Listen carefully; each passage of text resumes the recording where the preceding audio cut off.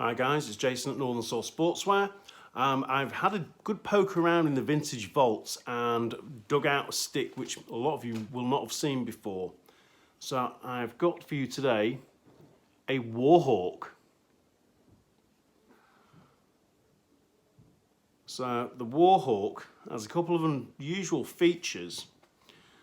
So you'll notice here the throat is actually flat, as where every other stick has got a rounded throat area.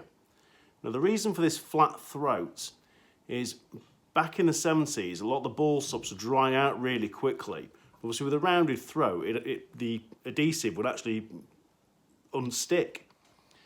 Now if you look very closely here, it's actually a 3-part ball stop. So it just sits nicely against that flat section there. Obviously this stick is, it's an old stick, so eventually this one will become unstuck, but this side is still pretty well bonded and the bottom piece is bonded pretty well. There's actually a little stamp, you might not be able to see it on the video, but a BA and then the little Lacrosse stick logo in there. And one other thing you'll notice about the ball stop, again, there's actually holes here for the leathers to go through.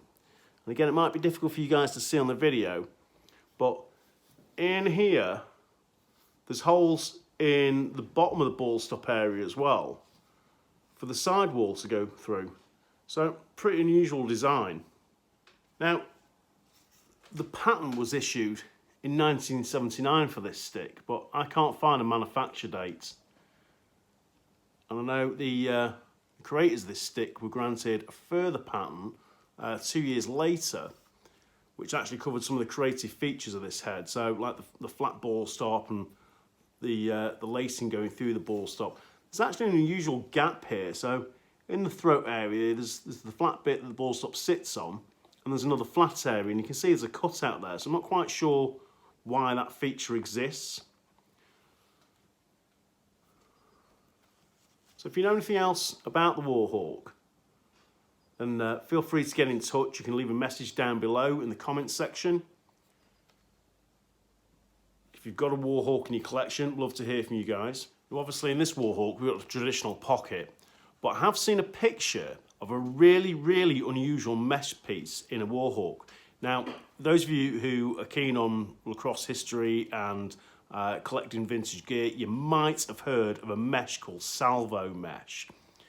So salvo mesh was around, I'm guessing, early 2000s, and the mesh that I've seen in the picture of this does remind me of salvo mesh.